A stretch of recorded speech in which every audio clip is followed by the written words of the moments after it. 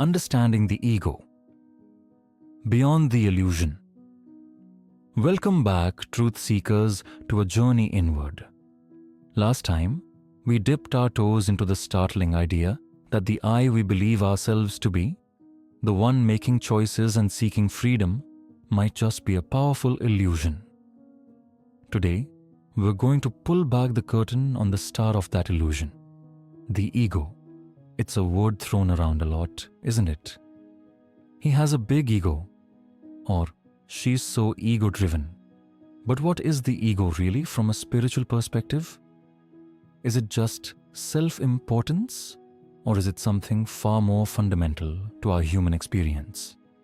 What is the ego, and what it isn't? So, let's start with a clear definition for our purposes. The ego isn't necessarily bad. Think of it more as a collection of ideas, beliefs, and memories that create your sense of being a separate individual. It's the story you tell yourself about who you are.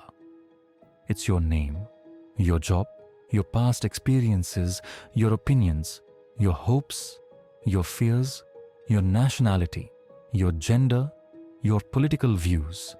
Everything you identify with that makes you feel distinct from everyone and everything else. Imagine a giant filing cabinet inside your mind. Every experience you've ever had, every label you've ever been given, every judgment you've made about yourself or others. It all goes into that cabinet. The ego is the secretary diligently organizing all those files, creating a coherent story. This is who I am. The ego is not your true self. It's not your soul, your spirit, or your fundamental consciousness. It's more like a highly sophisticated operating system that runs your human experience. It's a necessary tool for navigating the world, but it often convinces us it's the only thing we are. The ego's primary job: survival and separation. Why does the ego exist? Its primary function is survival. From a very young age, it helps us differentiate ourselves from our parents, our environment, and learn how to function in the world. It helps us feel safe, find belonging, and get our needs met. But here's where the illusion comes in. Because its job is to keep you safe and separate, the ego thrives on duality and comparison. It constantly judges, I'm better than them, I'm worse than them, I need more, I don't have enough, I'm right, they're wrong. Think about it. When you feel defensive, that's the ego trying to protect its story. When you chase external validation, likes on social media, promotions, possessions, that's the ego seeking to reinforce its sense of worth.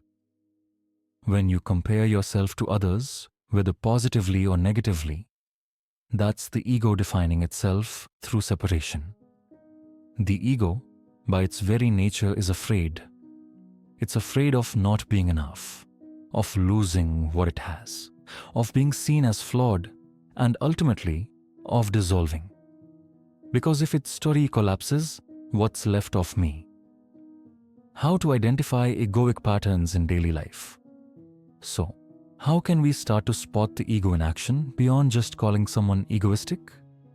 It's about subtle shifts in our awareness. Here are some common egoic patterns you can observe in yourself. 1. The need to be right.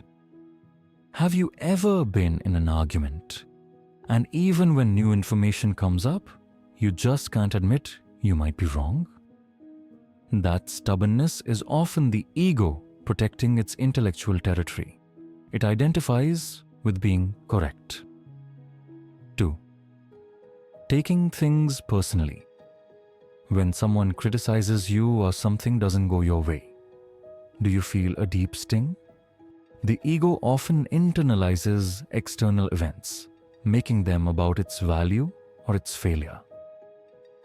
3. Seeking external validation. Do you find yourself constantly looking for praise, compliments, or recognition from others? This is the ego craving reinforcement for its self-worth. It needs others to validate its existence. 4. Comparison and competition. Whether you are feeling superior or inferior to someone, the act of comparing is an egoic function.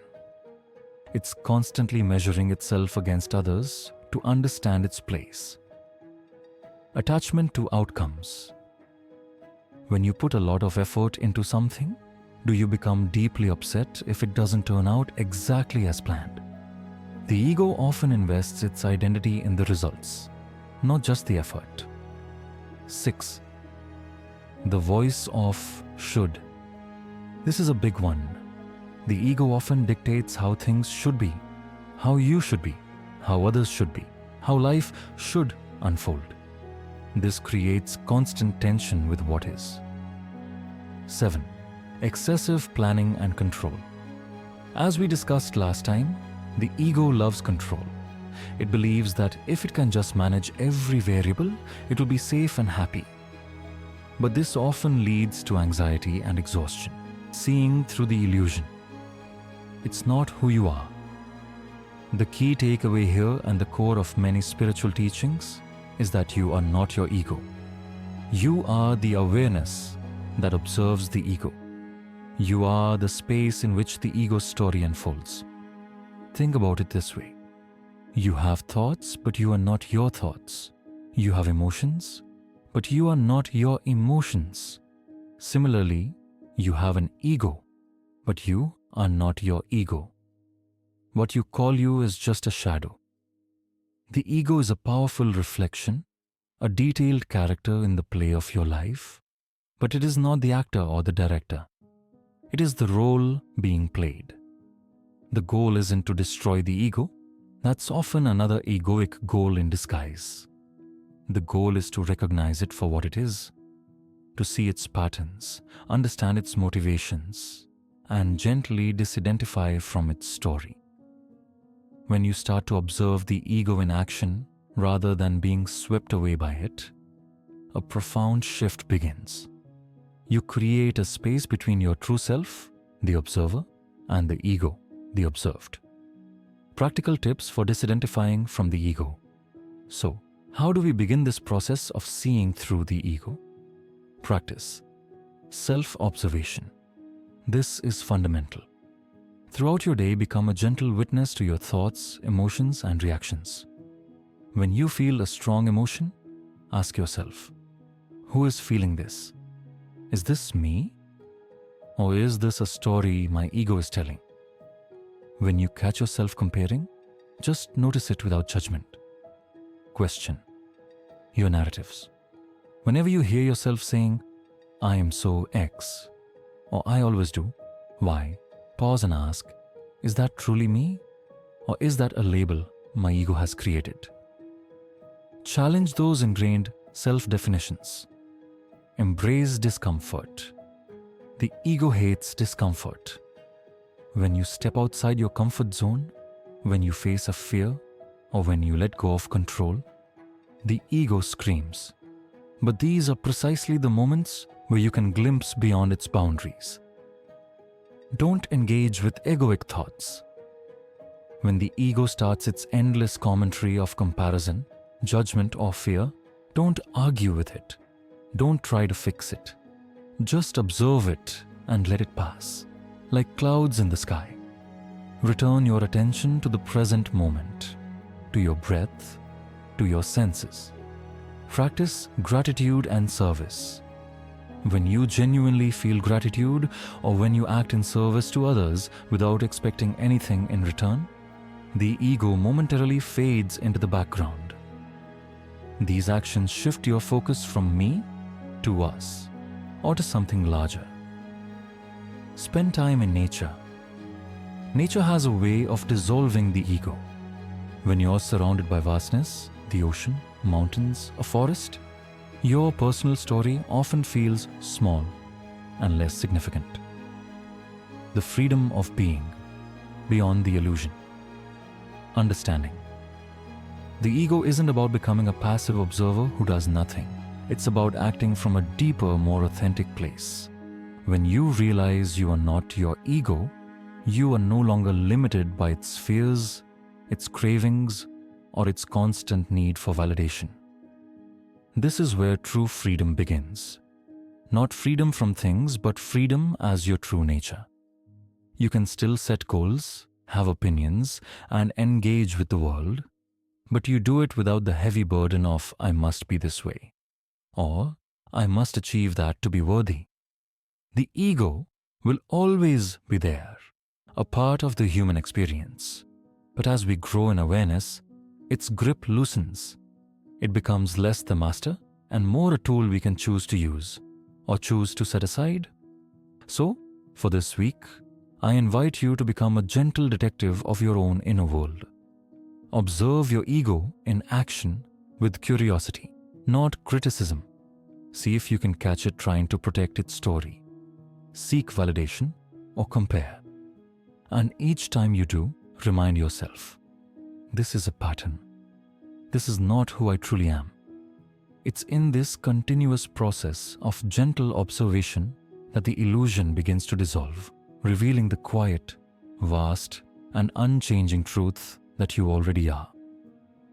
Thank you for joining me on A Journey Inward. If this episode resonated with you, please consider subscribing to the channel, leaving a comment, or sharing it with someone who might benefit. Your engagement helps this message reach more hearts. Next time, we'll delve deeper into the nature of the mind itself, the puppeteer behind the ego, and explore techniques for truly quieting its endless chatter. Until then, may your journey inward be filled with peace and profound clarity. Stop searching. Start shining. With inner radiance, you'll discover how to tap into profound peace and authentic joy from this moment forward. Your journey to everyday happiness begins now. Get your copy in the description of this video.